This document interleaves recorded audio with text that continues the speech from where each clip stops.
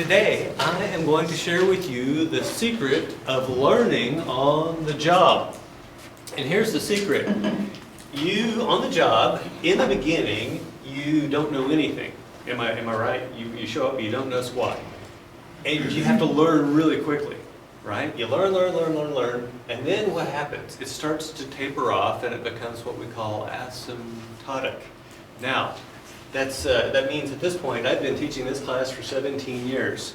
How much do you think I'm picking up additionally every time that I teach it? Not much, right? But it's actually good news, because what that means is you learn about 80% of the entire possible learning in 6 months on the job, in the first 6 months. So that means after that, your learning starts to diminish. So what does that mean for you? There are these things called rotational development programs.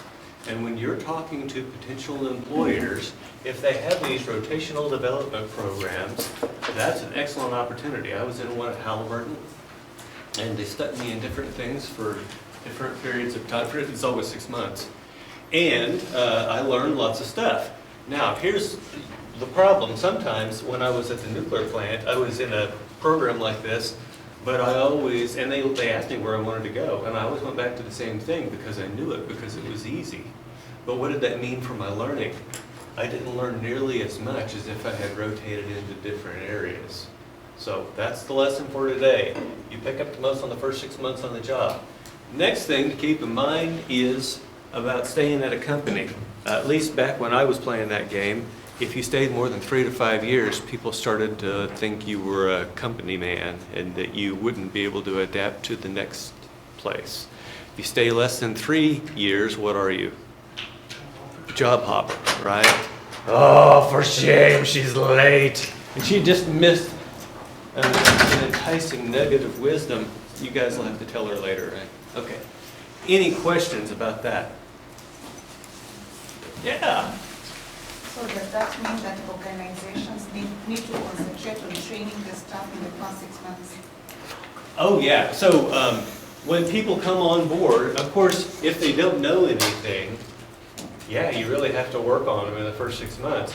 And I hate it when students say this, but it's right. Most of what you need to know to do a given job, you will learn on the job. So they use that as an excuse not to read the chapter for my class, which is total crap, right? You guys have all read the chapter, right? Okay. So, yeah, you need to get your people trained. And the other thing is, if I don't have any expectations for my employees in the first 6 months, what am I telling them about my expectations for them going forward? Right? Oh yeah, you're absolutely right. What's your thoughts on job hopping now? How long should you stay? You know, I can only tell you what I know from my experience. And so I would say staying around less than 3 years is probably not a good plan. But a lot has changed. I've been out of that game for 20-something years now. So you guys need to ask your colleagues and people that are like one half step beyond you. When you get into the job market and you develop friends that have been there for a while, ask them, how long have you been here? How long were you at your last job? Yeah, so my resume had all the different assignments from my rotational development with Halliburton on it. And I was getting hired, and this guy looked at my resume and he looked me straight in the eye. He says, you're a job hopper. I said, no, because these 5 were all with the same company. He said, yeah, you're okay. Right? So, yeah, you gotta be careful. Questions? Okay, last time we talked about business cyclicality, operating leverage, and financial leverage. If I want the absolute highest beta of equity that I can get, what kind of business cyclicality should I be looking for? Yeah, something that's highly cyclical. And what sort of operating leverage should I be looking for? High operating leverage. And then what kind of financial leverage should I be looking for? High financial leverage, right? If you put those 3 things together, you will get the highest beta firm you can get. Now, is high beta good? It depends. If the market is up, you're really happy that you've got a beta of 17. If the market's down, you are really bummed that you've got a beta of 17. Okay, so last time we finished up, last time we talked about the Nissan Altima versus the Nissan Ariya. One of those projects, you could use the weighted average cost of capital of Nissan for the discount rate. Which one? Altima or the Ariya? Yeah, the Altima, because it's just a regular old boring car. The Ariya always had all sorts of things about it that made it risky or scary. And so the question is, what should we do for the Nissan Ariya project? And they actually have two ways to handle that. The best one is to find a pure play firm. Now, what is a pure play firm? A pure play firm is a company that is only doing one thing, and it's exactly the thing that you're wanting to do. It's exactly the thing that you're wanting to do. So, for instance, we're looking at an electric car here. Can any of you think of a pure play electric car company? Used to would have said Tesla, but then what did Tesla merge with? Solar City, right? And so now they're no longer a pure play electric car company.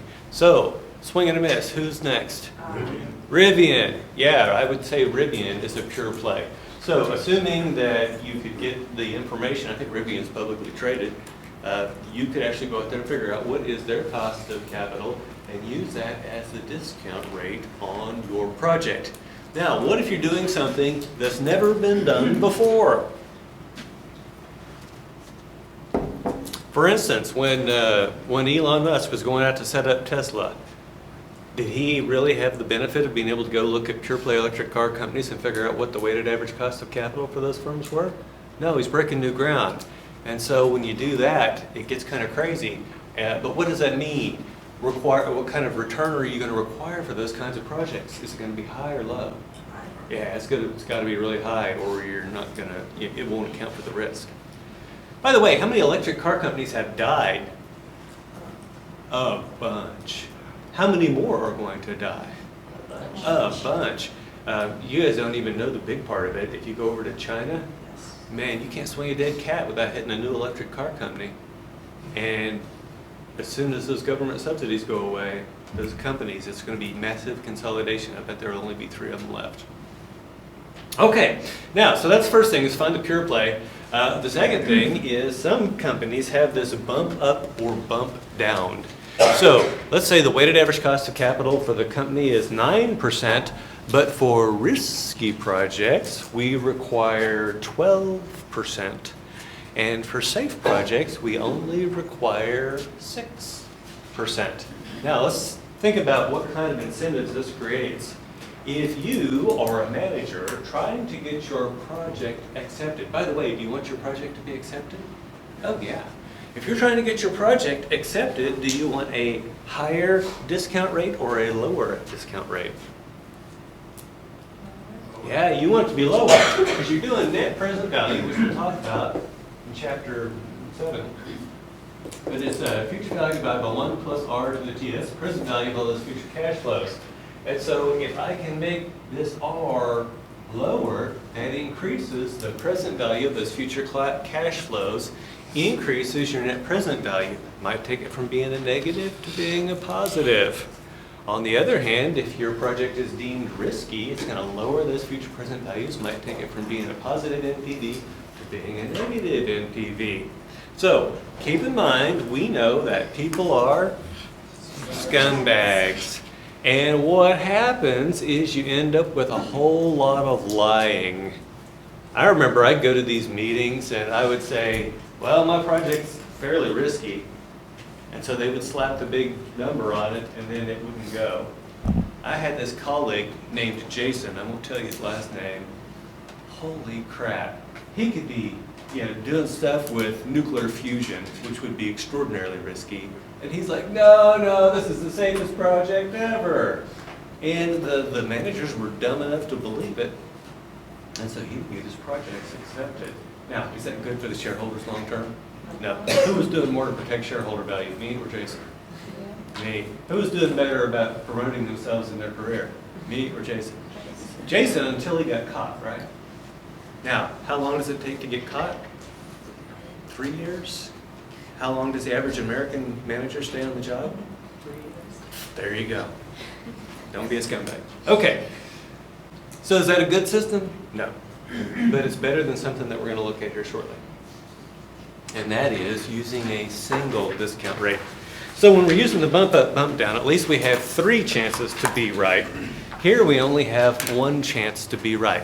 Let's assume that we're going to use the same weighted average cost of capital for every project at the firm. Now, how should we be looking at these? Well, we should be looking at those projects based on the beta of the assets of that project, and we should be plugging that beta of the assets into the security market line, and that would give us the required return on that particular project. And that's what the blue line is, the security market line. The blue line is the security market line. And any project that plots above that blue line would be positive NPV. Anything that plots below the blue line would be negative NPV.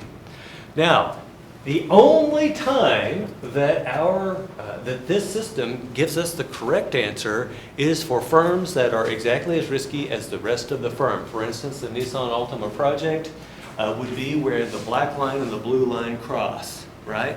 But every other place it's wrong. Now, what does this wrongness lead to? Well, it leads us to reject some profitable low-risk projects. For instance, this one over here on the left is above the blue line. We know it's positive NPV. It's creating additional shareholder wealth. However, it's below the weighted average cost of capital, so it would get, it's returning less than WACC, so it would get rejected. Now, if we look over on the other side, we have a high-risk project, and it's returning more than the weighted average cost of capital, but it's not returning enough to compensate for its risk. And so it will get accepted and will also damage shareholder wealth. So what happens if we continue to do this over time? Well, we are rejecting safe projects over here and not taking on that positive NPV, and we're accepting riskier projects over here, but we're not getting rewarded for it. Over time, the assets of the firm become riskier and riskier, and the profitability of the firm, or our ability to grow shareholder wealth, decreases. And so this is bad in 2 ways. I don't mind having riskier assets if I'm being compensated for the risk. But in this case, we are getting riskier assets and less compensation, so it's bad. Now, how an example of this from the real world. You might say, well, hey, no one would be dumb enough to do this. And the answer is, I've worked for 2 Fortune 500 companies that did. First of all, Halliburton back in the day. When I worked for them, they were using 11.9%. I was like, what's the magic of, I'm just straight out of engineering school, I have no idea about this stuff. I said, what's the magic of 11.9%? And they said, oh, that's our weighted average cost of capital. It didn't matter what project we were doing, that was it, that's what we used. And I was over in Dallas, Texas, making these valves that were made out of tubes and springs and O-rings, and basically very 19th century technology, a hugely proven market. It was all great, except for the fact that my projects often didn't return that weighted average cost of capital. They would get rejected even though they were profitable from this perspective, from the security market line perspective, but they did not return enough to reach WACC, so I would get shut down. Meantime, our shop over in Fort Worth, Texas, was doing some highly complex stuff. They were building what are called logging tools, and I'm not talking about cutting down trees. I'm talking about tools you drop down into the well to look at the earth to see where the oil is, where the salt water is, that sort of stuff. And one of the things that they were doing was building these neutron generators that would pulse the neutrons out and then into the formation and then read what came back, kind of like radar, to see what this different stuff was. Now, does that, oh, by the way, let me tell you a little bit more about the neutron emitters. We sold some to Libya, and then we found out, or we were told, those can be used as atom bomb triggers. Did you guys know that? And we're like, whoop, sorry, we didn't. Yeah, neutron emitter can be used as an atom bomb trigger, and Libya at the time was not very friendly. And so we got in trouble for that. Now, is this thing that I'm talking to you about risky or safe? It's risky. And in fact, the new cutting edge technology, we don't know what the market is. The technology itself is risky, so it definitely should have required a higher rate of return. But, and it did have a higher return. It was greater than WACC. The projects would get accepted, but those projects were below the security market line. They actually destroyed shareholder value. Now you might say, well, oil field is just a bunch of dumb rednecks. They don't know what they're doing. I'm going to give you another example here. Are you guys familiar with Walmart? Yeah, so Walmart, I spent 2 months working for Walmart back in the day, but I ran into one of our alumni, and he was in charge of the customer experience at Walmart. So he's in charge of things like checkouts and stuff like that. Anyway, and he's telling me what he does, and I said, this is very interesting. I said, I don't think that I'd have anything positive to help you out with what you do. He says, oh, no. He says, finance is very important to us. I said, how so? He said, well, we have to submit our proposed projects to the capital budgeting group, and then they determine whether or not it meets the hurdle rate. I said, tell me more about this hurdle rate. He says, oh, it's the firm's weighted average cost of capital. Now, the people at Walmart, they've got Harvard MBAs making these calls, and they're doing this stuff. Isn't that crazy? Now, here's the cool thing. Most of you probably got accepted to both Harvard MBA and MSU MBA. And I want you to know that you've made the right decision for 2 reasons. Number 1, it's obviously cheaper. And number 2, you're going to know about this stuff, and obviously they aren't teaching this at Harvard. Questions? Now let's talk about the projects that he might encounter at Walmart. Adding a regular check stand. Could that be using the regular weighted average cost of capital? That's a pretty safe kind of thing. What about adding self-checkout? What do we know about self-checkout? It's risky. Why? Thieving sons of people steal, right? Okay, and so it's going to be riskier. What about, you guys know what an RFID is? What's RFID stand for? What it stands for is like a chip that basically. Yeah. That's radio frequency identification. And basically you've got an emitter, and it sends that there's a coil in it, and then it bounces back, and it tells you what it is. Walmart at one time was experimenting with putting RFID tags on every single piece of merchandise, actually having the manufacturer do it. Every single piece of merchandise.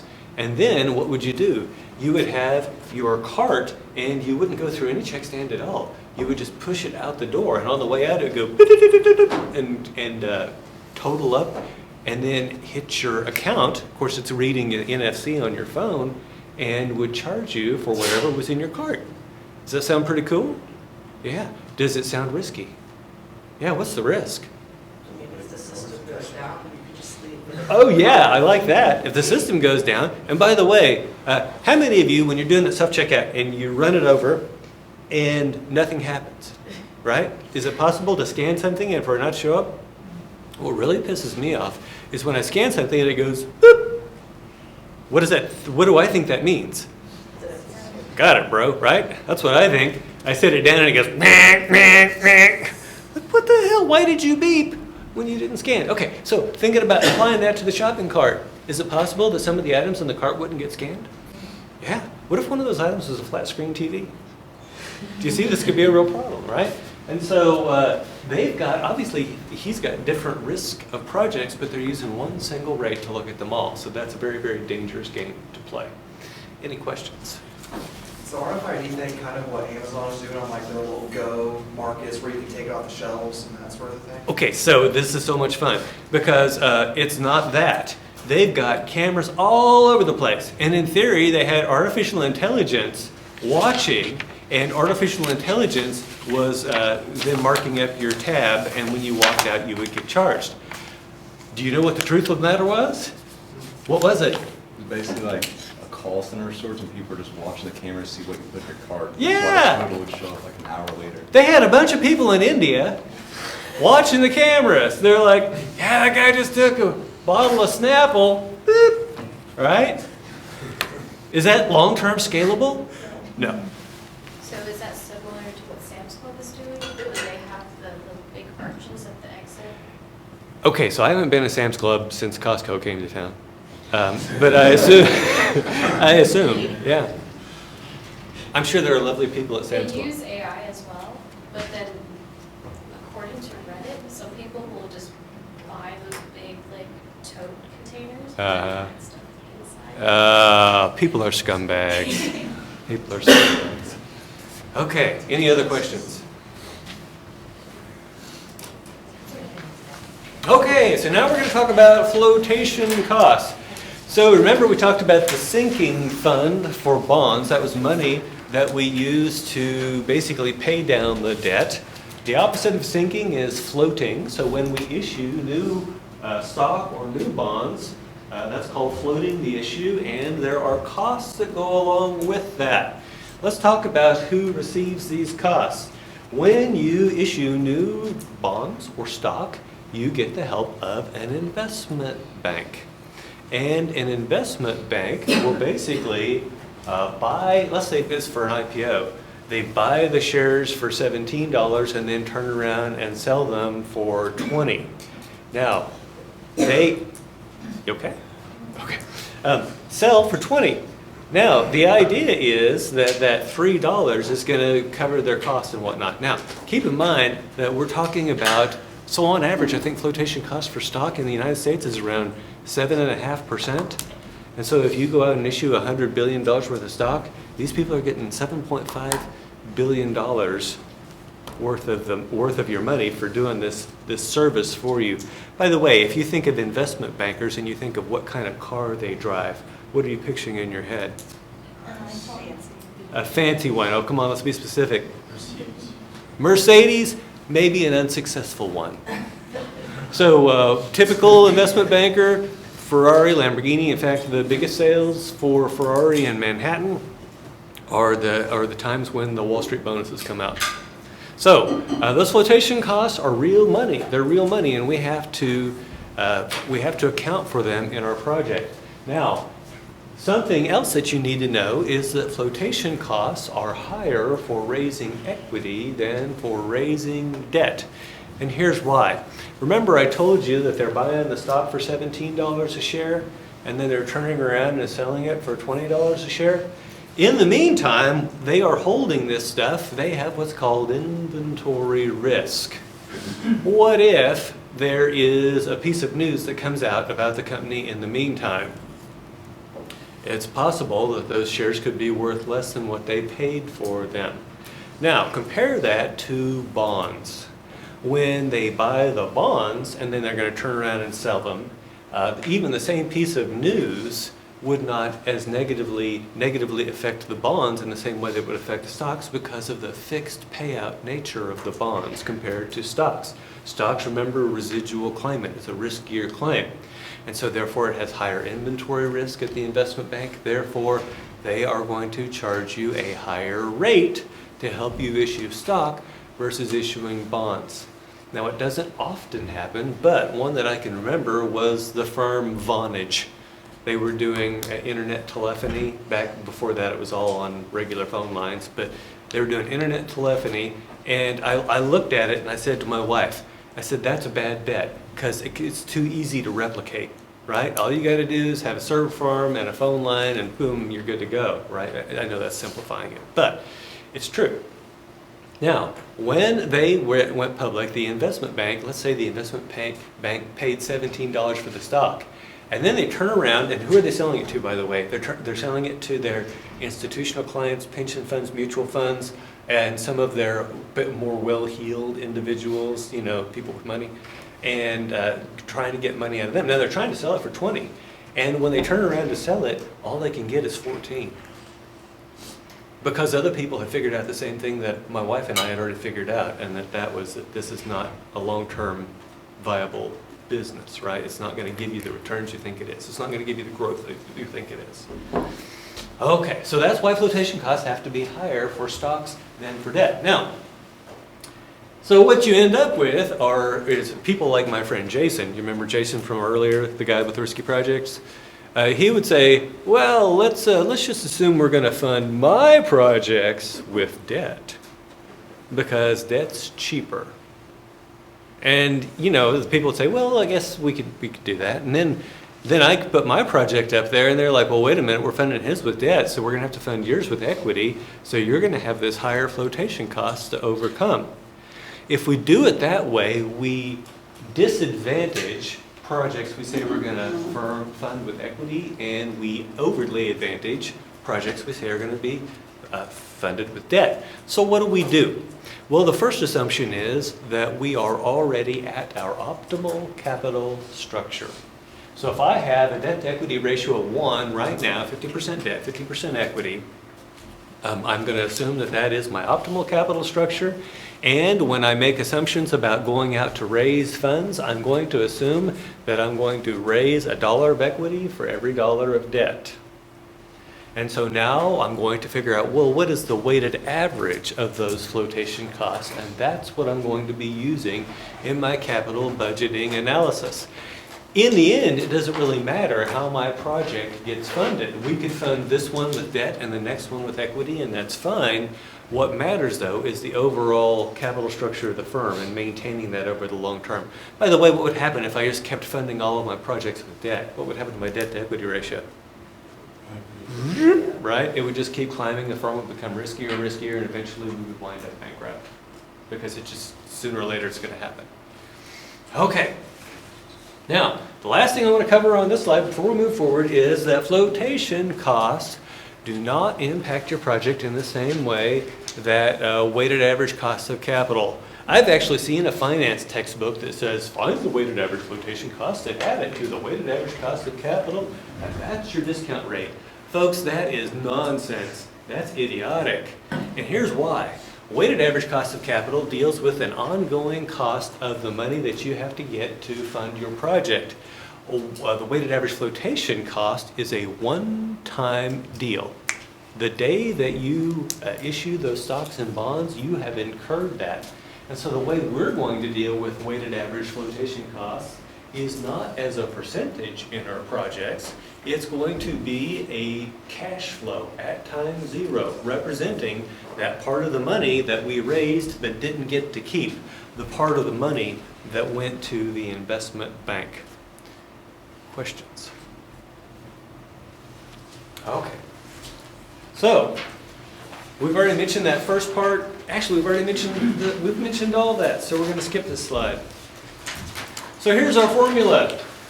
F sub 0 is equal to, by the way, do you recognize that weight? E over D plus E. Yeah, that's the portion of the capital structure that is equity. We're going to multiply that by the flotation cost of stock plus D over D plus E, and we're going to multiply that by the flotation cost on bonds. D over D plus E represents the proportion of the capital structure that is debt. Okay, now notice that unlike the weighted average cost of capital, there is no 1 minus T sub C here, and it's because flotation costs for debt and equity are treated identically under the tax code. There is no difference, therefore we do not have to throw that in there. Questions? Okay. Final note. If we are using internal equity, our flotation cost for that internal equity is 0. Where does internal equity come from? Yeah, retained earnings. So when we have net income, it flows to two places. We either pay it out as dividends or we retain it in the firm. And so those retained earnings are a source of internal equity. If I have enough internal equity to fund the project and I don't have to raise that money outside, then the flotation costs on the bonds are 0 for our formula. Flotation costs for the stocks stay the same. I'm sorry. Flotation cost for the stock is 0. Flotation cost for the bond stays the same. So you got a company like Apple. Do you think Apple typically has enough internal equity Yeah, they're not going out and issuing additional shares, but if they're trying to maintain their capital structure, they will be issuing additional bonds. So their flotation costs will only consider the bond portion, not the equity portion. So here's an example. Our company is financed half with debt. Flotation cost for the bonds is 5%, and half with equity. The flotation cost for the stock is 15%. Now, I've exaggerated these numbers for effect, but we do know that stock flotation costs are going to be higher than bonds.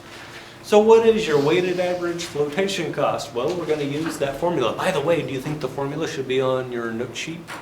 Absolutely. We're going to take that formula, and we've been told that E over D plus E is 1/2, and that D over D plus E is 1/2. So that's where those come from. I'm going to take 1/2 times 15% plus 1/2 times 10%. 1/2 of 15% is how much? 7.5%. 1/2 of 5% is how much? 2.5%. What is 7.5% plus 2.5%? 10%. So that's our flotation cost. Now, we need 100 million. What do we mean by need 100 million? Whatever this project is requires 100 million in cash. If it's a building, if it's a machine, I don't know, but it requires 100 million in cash. But if I just go out and raise 100 million, what's going to happen is the investment banker will say, okay, I went out and sold 100 million of your securities. Here's $90 million. Because the flotation cost is 10%, right? That's what they're keeping. So what does this mean? It means that I need to raise more than the amount that I need in order to have enough money after I get through paying the investment banker. So I'm raising the amount I need plus the flotation cost. So how do I figure out how much is that going to be? Well, I can think about it this way. The amount that I need is equal to the amount that I'm going to raise multiplied by 1 minus that weighted average flotation cost. By the way, that needs to be a decimal. It needs to be a decimal, that weighted average flotation cost. And so we can actually rearrange that to figure out how much money we need to raise. We need to raise our amount needed divided by 1 minus the flotation cost. 1 minus the weighted average flotation cost. And so 1 minus 0.10 is 0.90. 100 divided by 0.90 is 100.11111. The ones just go on forever. $1 million.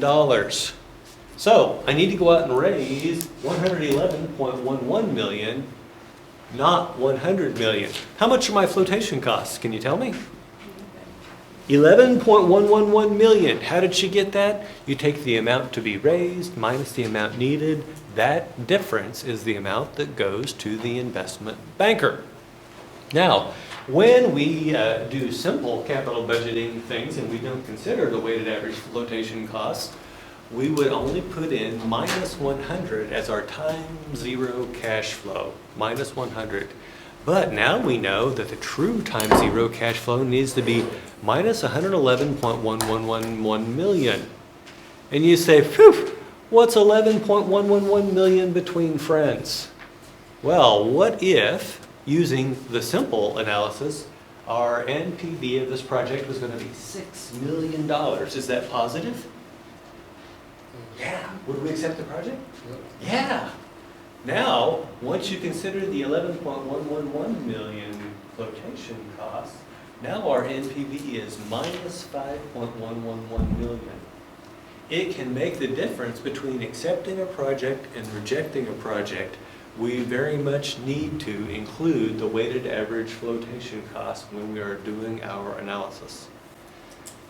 What if you're an all-equity firm and you have plenty of internal equity? What are your flotation costs? Zero, right? But that's a rare case. By the way, most all-equity firms are in risky, new kinds of areas. Do you think they have lots of internal equity? No. Okay, that's the end of chapter 12.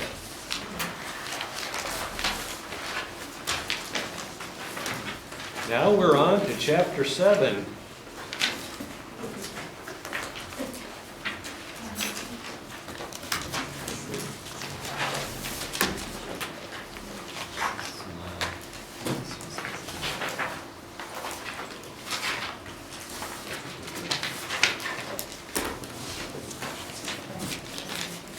So investment 7 is all about investment decision rules. Remember, our goal of financial management is to maximize shareholder wealth.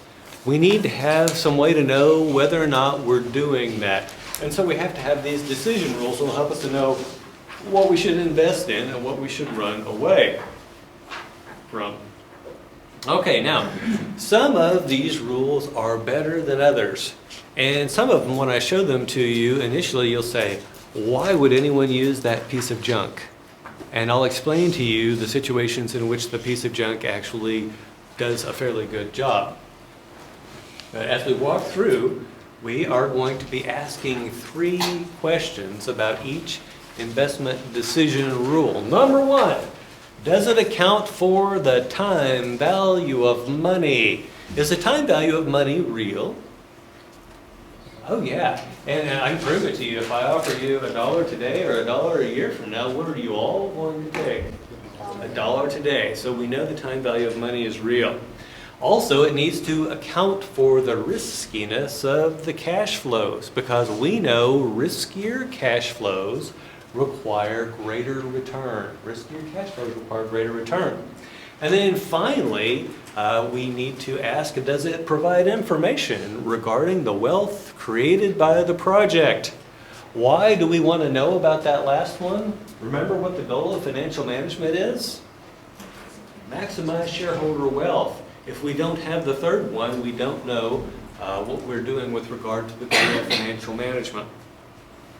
Okay, now, let's start with the one that we talk about all the time, net present value.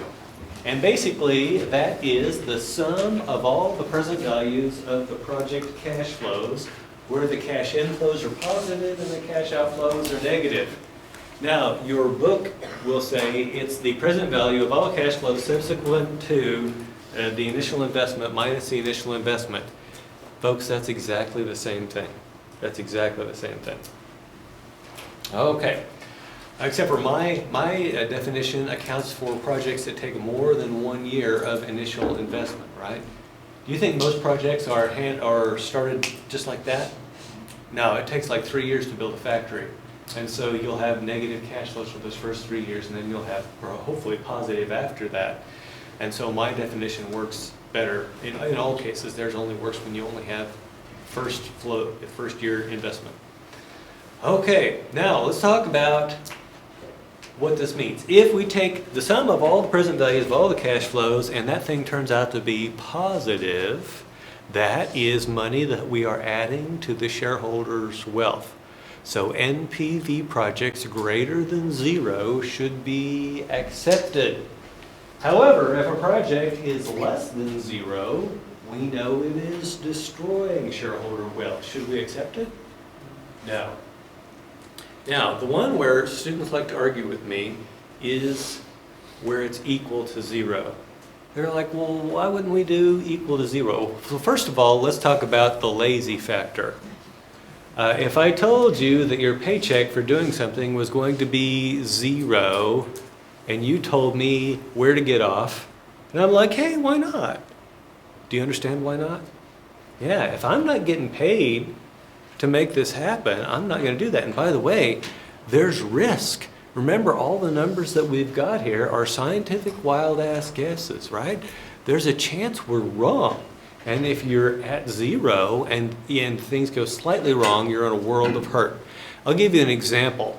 The year is 1997, Dallas, Texas. We're putting in a new machine. The machine was $700,000, and the NPV, I believe, was plus $20,000. Under this rule, should we have accepted that project? Positive NPV, we accept the project, right? And so we've done all our homework. And by the way, engineers always think they figured out everything, right? And then we are always surprised to learn that we haven't. So here's what happened. I'm talking to the machine vendor, and he's like, oh yeah, well here's what we've got to have to make this work in your facility. And one of the things was supposed to be 12-inch deep concrete. Because in order to do precision machining, you have to have the machine tied down really well. And so we had to have 12 inches of concrete that we could put anchors into to make this machine where it was stable enough to do the kind of fine work that we needed to do. And so we roll out the plans for the factory. 1962, by the way, have you ever been to Beltline Road in Carrollton, Texas? Yeah, you know what I'm talking about. Okay, so it used to be cotton fields, right, back then. In fact, the first picture of the plant, it's the plant sitting in the middle of a big cotton field. And so we roll out the plans, and there it says that we're supposed to have 14 inches of concrete in this place where we're going to be putting it. And I'm like, woohoo! We only need 12, we've got 14. And I felt like such a good boy for having looked that up, right? Yeah.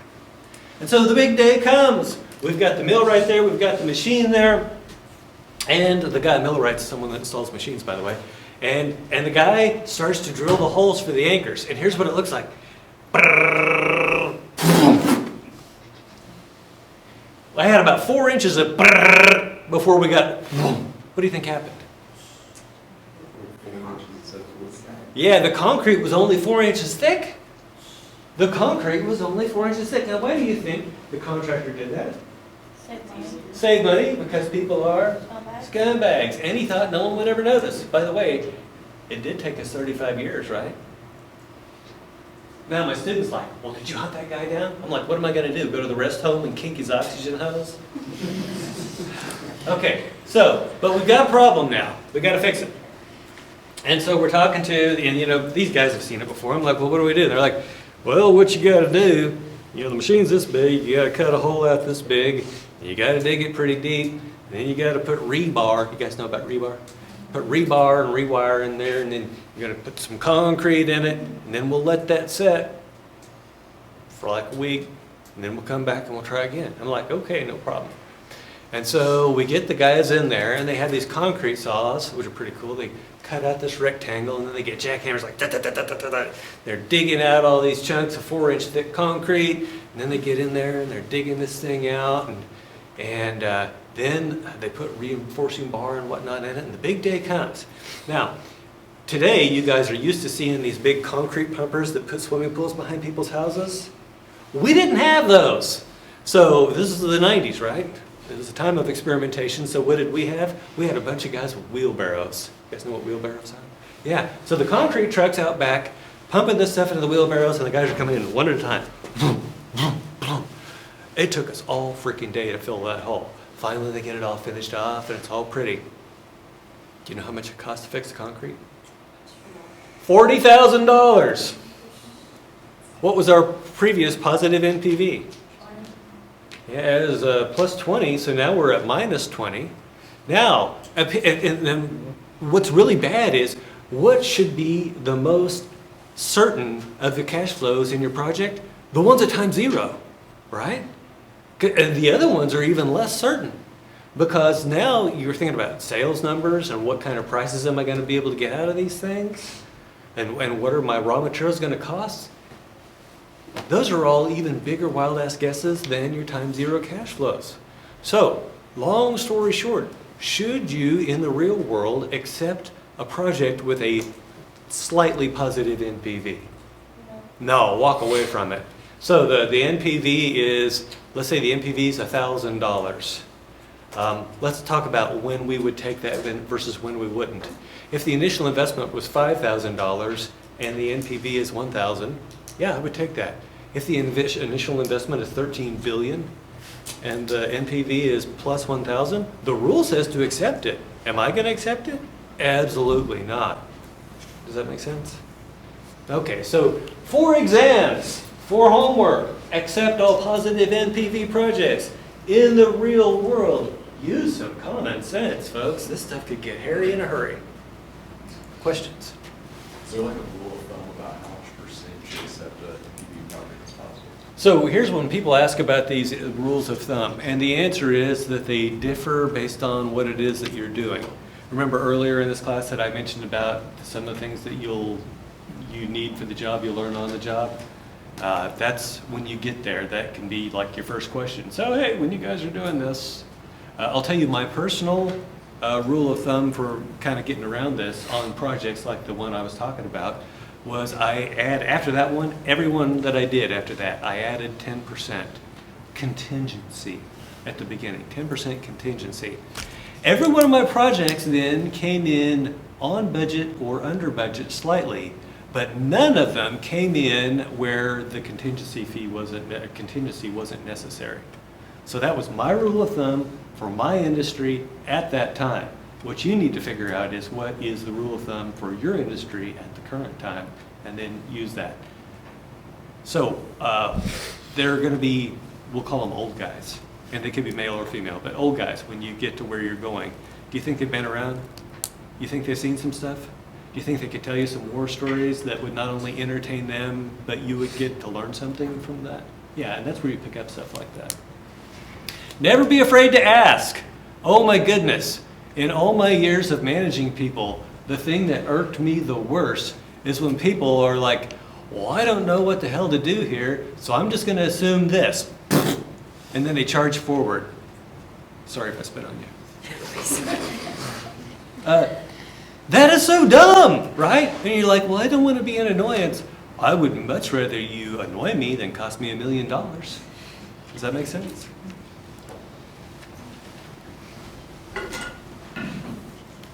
So what do we need for NPV? We need the initial investment amount, we need the future cash flows and their timing, and we need a discount rate appropriate to the risk of the future cash flows. By the way, chapter 12, the one we just got done with, was all about figuring out what is a discount rate that's appropriate to the risk of the future cash flows.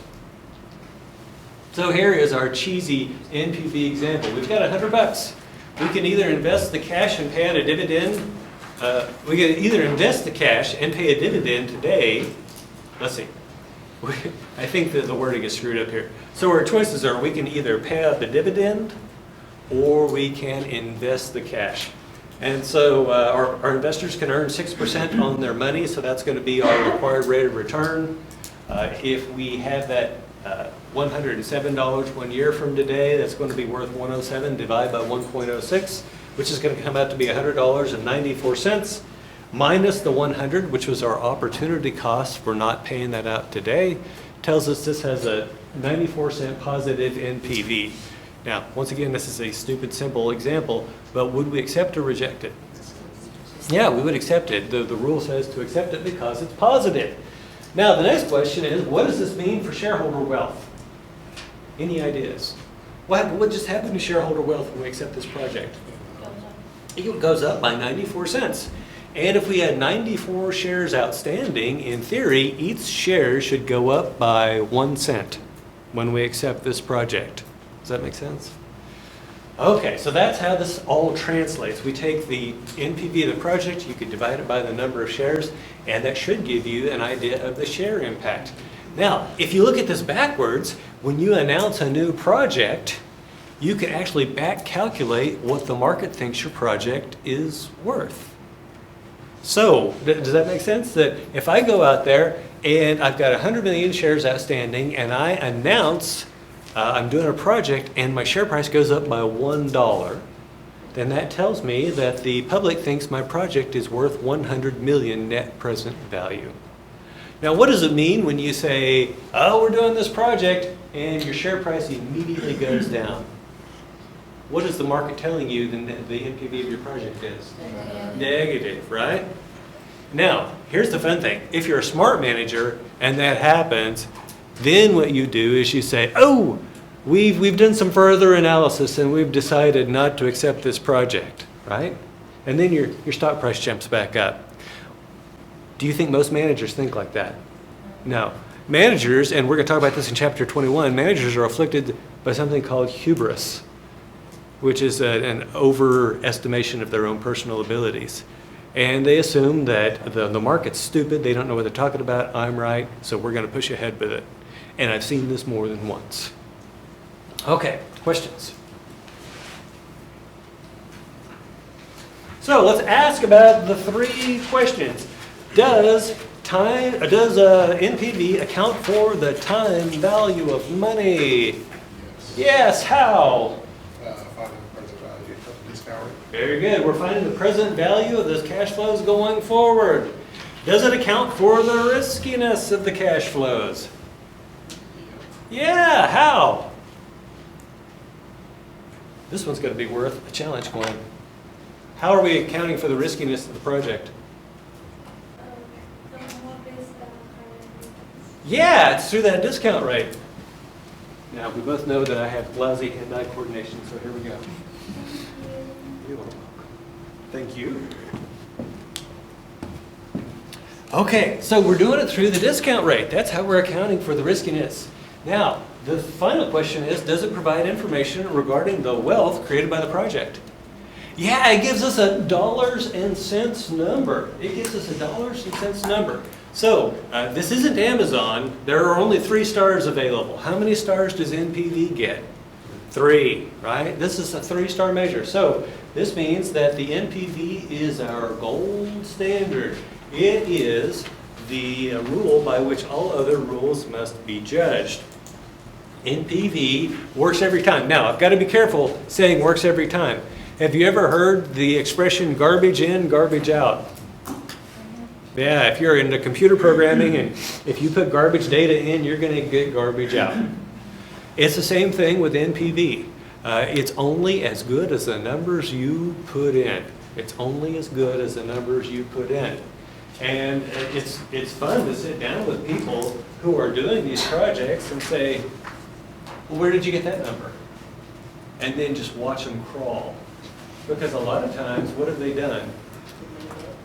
Yeah, so there's this process called anal extrapolation where people just pull things out of their butts. And you'd be surprised how often this happens. Now, what does this mean? When you've got a subordinate sitting across from you and they've got some numbers, here's how you figure out if they know what they're doing. You say, where'd you get that number? And then just watch. By the way, that's happened to all of us at least once. Anyone that's been doing this, you're sitting across from the boss and the boss is like, well, where'd you get this number? If you do that once and you learn from it, you're probably okay. So I was in a meeting with my plant manager and we had this accountant and this whole scenario unfolded. And the plant manager just chewed him out and walked out of the room, and he came back 10 minutes later. He says, everyone deserves one mistake. He said, you've had yours. What does that mean? Yeah, next time you're fired, right? That guy got fired for having sex with a secretary on his desk. It was the 90s. I'm not saying you should do that. That's definitely wrong. It was a different mistake. He's like, it wasn't mathematical. Yeah, it was biological. Get out. Okay, so NPV is the most complex measure that we're going to talk about, and we're going to go from the most complex measure to the simplest, and this is called the payback period.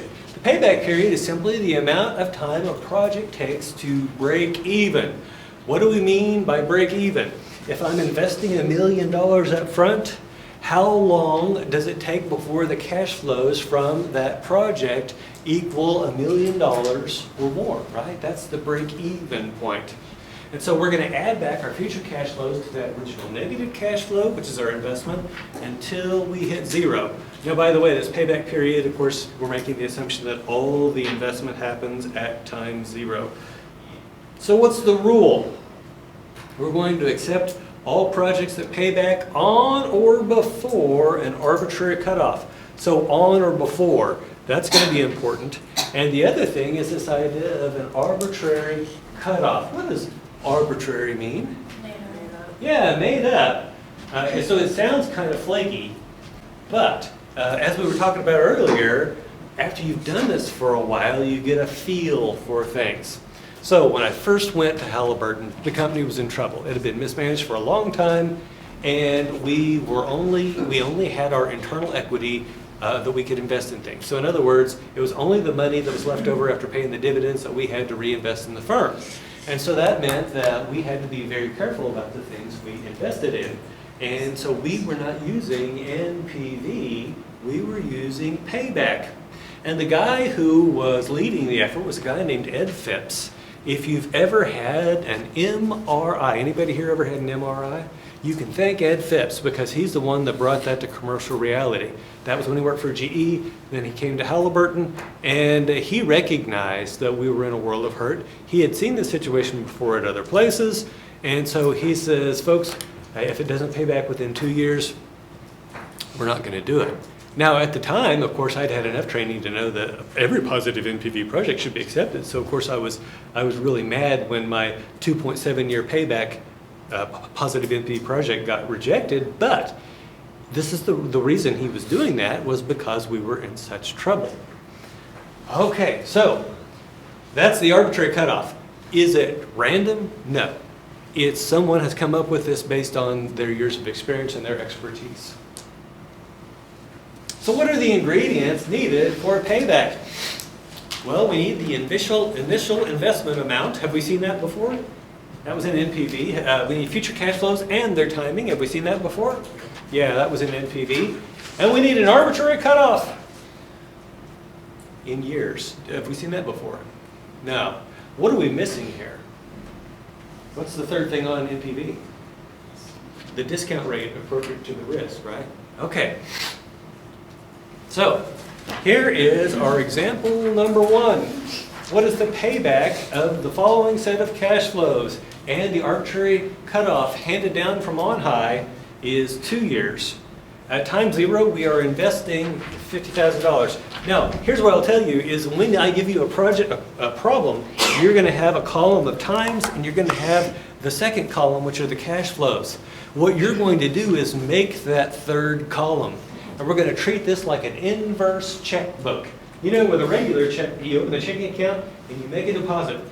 And that's positive, and then the money that comes out is negative, right? Here, our deposit is negative, and the checks are coming in, right? So we're starting with a negative balance, and we're working our way back up to 0 and beyond. So times 0, we have our negative 50,000 cash flow. That gives us a balance of minus 50,000. Now, time 1, we have a positive cash flow of $30,000.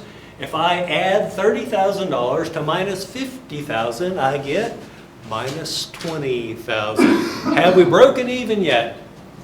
No. Time 2, $20,000 positive cash flow. When I add that to my balance of negative 20,000, what do I get? 0. Have I broken even? Yes. Yeah, what's the payback for this project? 2 years. 2 years. Do we accept or reject? Yeah, we accept it because remember it's on or before. On or before. So we would accept this. Do we even do anything with year 3? No, no reason to. Okay, now moving on. Sometimes it's not so pretty. So I'll give you an example of how this happens. Notice that the cash flows are the same. This is the same project, we're just getting it for less. So when I'm in Dallas, Texas and I'm buying machine tools, we engineers would go out and look at the machine tool and we would ask how much, and the dealer would tell us the price and we'd say, woo! And then our plant manager found out what we were doing. And he said, you guys do realize we have a procurement department, right?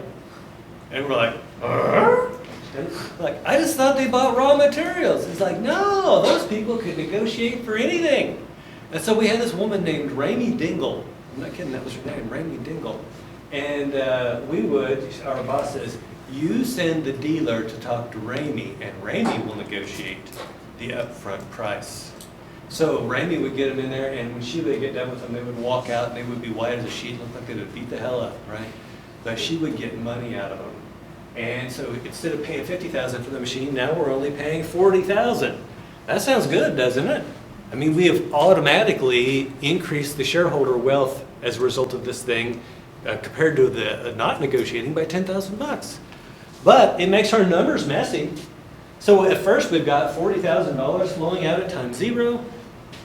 And so we've got a cash balance of negative $40,000. That first year, $30,000 we add back, and so that brings us to minus $10,000. Have we broken even yet? No. Next year we get $20,000. What's 20,000 minus 10,000? Yeah, positive 10,000. Have we broken even? Yeah, we broke even somewhere between time 1 and time 2. Do we accept or reject the project? Yeah, we accept it because it's paying back before. Now, here's the problem. Do you think that we're going to leave it at that? No, we got to ask you to go ahead and figure out, well, roughly what is the payback period? And I say roughly, you'll see why here in a minute. So what we're going to do is we're going to look at the last year with a negative balance. Which is the last year up here with a negative balance? 1. We're going to take 1 plus the amount of money we still owe. Now, don't get messed up here. The amount of money that we still owe is 10,000, not negative 10,000. Do you see that? We still owe 10,000. And then we're going to divide by the number of cash we're going to receive in the next period after this period 1, which is period 2, and it's 20,000. So we're going to have 10,000 divided by 20,000. How much is that? Oh, I would hope you guys could do that in your heads. Yeah, it's 0.5, right? 0.5 plus that last year with the negative balance is 1. It's going to pay back in 1.5 years. It's going to pay back in 1.5 years. Now, this makes one assumption. And the assumption is that the cash flows in year 2 are uniform throughout the year. Because we are assuming that half that cash happens in the first half of the year, half happens in the second. Do you think that's really what goes on? No. No, take a look at the cash flows. 30, 20, 10. I think this thing's actually going to pay off sooner than a year and a half. But I will not ask you guys to try to figure that out. Just do it this way and you'll be close enough. Questions? Okay. So, Go ahead. So the 1 comes from T, right? So if the numbers were different and say it paid back in like the 3rd year, we would replace? Yeah, exactly. So she's asking, how did I get the 1? The 1 is the last year number with a negative balance. If that last year number with a negative balance would have been 3, we would have had 3 plus, and then the next year's cash flows would have been year 4. Good question. Other questions? Okay, now let's ask this question. Does payback account for the time value of money? No. No. You notice we didn't say anything about present value here at all. Does it account for the riskiness of the cash flows? No. Does it provide information regarding the wealth created by the project? No. Mr. Warren was saying yes. Mr. Warren, can you tell me how? How? You were saying yes, that it gives information about the wealth created. Well, just by giving you the breaking even. That's why I said. Okay, so I'm glad that you said yes, because I wanted the opportunity to explain this. I can take this same set of numbers and I could put 2 different discount rates on it. And one of them would come up with a positive NPV and the other one would come up with a negative NPV. So just because this thing breaks even doesn't necessarily mean that I'm getting enough return for the risk that I'm taking. And so, yeah, that's a very common misunderstanding. Thank you. Other questions? Okay, so how many stars do we give it? 0. You might say, well, this is a dog with fleas. We're just going to flush this one down the toilet and move on. It gets worse. So we've already mentioned it doesn't consider the time value of money. Let me demonstrate that. So all 3 of these projects, A, B, and C, have the same payback period. So under the payback rule, they're equally attractive. But look at years projects A and B. Which one of those would you rather have? B, why? You get more for sooner. Yeah, you get more of the money sooner. Now you still break even at the same part, but you and I both know that I'd rather have the 50 at time 1 than at time 3. Does that make sense? Okay, so there is your evidence of how it doesn't account for time value of money. Now, moving on to B and C. Well, B and C, everything leading up to payback is identical. which one would you prefer, B or C? C. C, why? Pays more Year money. 4, you get. Yeah, and so here's the second problem, is that payback ignores cash flows that happen after the payback. Now, you say, wait a minute, I've had practitioners, and back when we had night classes, with practitioners that would say, I've never seen a project that looked like that. And they're right, I haven't either, but I have seen this. I've seen a project that looked like B that was dead after 4 years, and then I've seen a project that was like B, only instead of that 60 being in year 4 and then dying, the 60 just keeps going on. And so you've got a whole lot of cash flows that go on beyond that. That's gotta be worth more than just straight up project B. And so there's your problem with that. They made the number hugely outrageous, but the idea is the same. Okay, so we know it's 0 stars, plus it's got this other problem. So you're thinking, yeah, we probably need to check it. The answer is that we still use it. So why do we still use it? Well, it's simple, and for small projects, it might be sufficient. So I'll give you an example. The year is 1994. I am in Duncan, Oklahoma. We are making parts for pumps. And one of the parts for this pump was a brass ring. And the way you make these brass rings is you have a thing called a lathe, which makes round things, and you bore out the center and you bore off the outside diameter to match your dimensions of your ring, and then you cut them off one at a time from this pipe that you've created, and a guy named Ronnie catches them with a hook when they come off. And he throws them in this big steel tub. And then Ronnie gets the forklift and drives the rings down to Ralph, who is sitting there, and his job all day long is to use this thing called a buzz gun, because it goes bzz, bzz when you do that, because it runs up compressed air. It's got a flap of sandpaper on the end, and all he does all day long is to get rid of that sharp metal edge from these tubes. That's always left after you cut metal. You always get out a sharp metal edge. We're paying Ralph $40,000 a year, which was good money in 1994. I think it's more than I was making. But we're paying Ralph $40,000 a year to do this. And one day, Ronnie motions me over to his machine. And he says, I got an idea. I said, what's your idea? He says, what if we were to get one of those big vibrating tubs with the ceramic cones and the abrasive soap? You've watched how it's made. Have you seen the ceramic stuff that floats around and yeah, it knocks the sharp edges off? And he says, and then it would take the burrs off and you could fire Ralph. Now, do you think he's really interested in improving shareholder value? No. Here's what Ronnie knew. Ronnie knew that one, Ralph had made a pass at his wife, and that two, his wife was smart enough not to run off with a man with no job, right? So business is personal, right? Okay, so this is a true freaking story, by the way. And so Ronnie, he's like, I'm like, well, that's great. But back then, we didn't have the internet, so I went and got this thing called the McMaster Car Catalog. It's this big, thick yellow book. And Ronnie and I go through there and we write down everything we're going to need to make this happen. And we figure out what's the annual electricity and all sorts of other stuff. But it all came out to be very, very petty. The machine itself back then was going to be like $1,500, and then the media, the stuff you put in it was going to be a few hundred, and it was really going to be minor compared to the cost savings. What's the cost savings?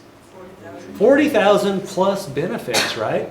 Here at the university, they think, so let's say that they're paying me $100. They actually say that I cost them $141 because of my fringe benefits. Anyway, so we had a pretty sizable number here that we could use, and it turned out that, of course, that it paid back in less than 1 year. It paid back in less than 1 year. Now, did we really need to do an NPV analysis for that project? No, probably not. I mean, the risk would have to be extraordinarily high for that to have not worked out for us. Number two, now Ronnie, by the way, he's a machinist.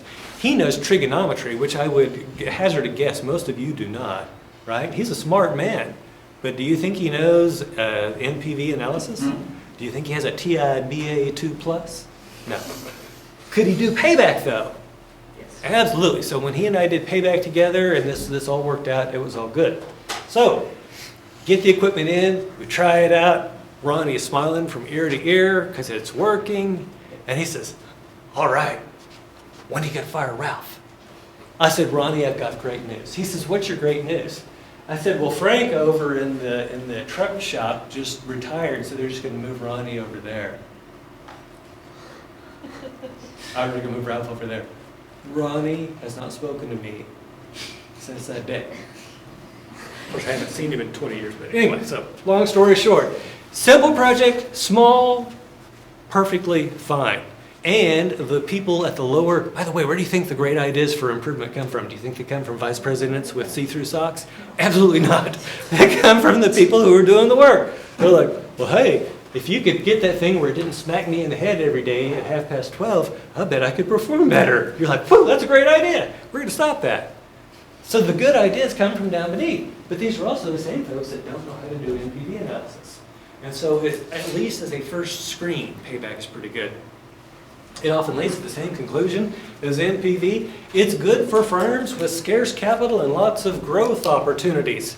Now, it's not just growth opportunities. It's also opportunities for cost savings. You remember when I told you that when I went to Halliburton, we were using this? We had scarce capital, but it wasn't growth opportunities. It was cost saving opportunities because the place had been ran so poorly for so long that there were huge opportunities for cost reductions, just like the one that Ronnie suggested. And so we had lots of opportunities. Now, we didn't have, if we had unlimited capital, we would accept all positive NPV projects. But in times of scarce capital means we don't have enough for all our positive NPV projects, and that's where Payback comes in handy. So, let's say that over the summer you go to visit your grandfather, and your grandfather sends you out into the orchard to pick him an apple. And you go out into the orchard, are you going to pick an apple from the top of the tree or the bottom of the tree? Yeah, you're going to find the lowest apple you can that does not have a worm in it, right? Those are your two designated. You're going to, okay, we call this low-hanging fruit. And you'll hear this all the time. These are the easy projects that's really not hard to do, and they bring us a lot of benefit. So that's your low-hanging fruit. So I'm going to set Payback to 2 years, and we're going to get the low-hanging fruit. Do you think after a while we would run out of that low-hanging fruit? Yeah, and so now we have to go up to the next level. So what do I do with my arbitrary cutoff on Payback? I raise it to 3 years. Does that make sense? Okay.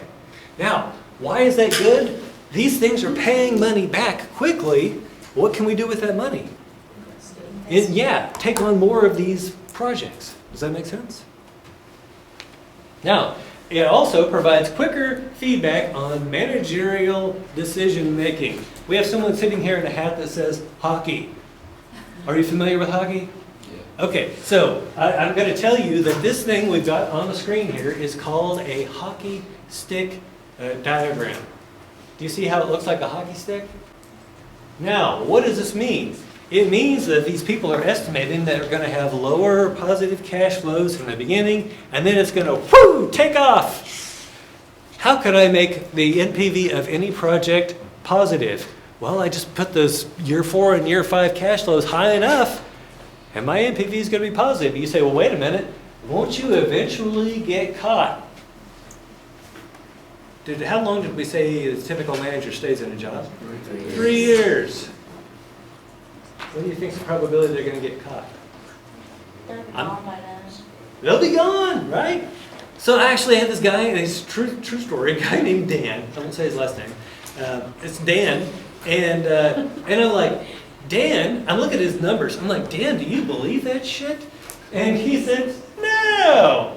I said, why are you doing it? He says, I want my project to get accepted. I said, well, don't you think they'll eventually figure it out? He's like, no, nobody ever checks. He was right. Nobody ever went back to, and so then the next year, Ed Phelps says, wait a minute, you boys aren't checking to make sure you're actually doing the right thing. We're going to audit these projects and make sure, man, Dan just turned pale as a sheet, right? But if I push them with Payback, then they can't do that to me. Questions? Okay, next time, more Chapter 7.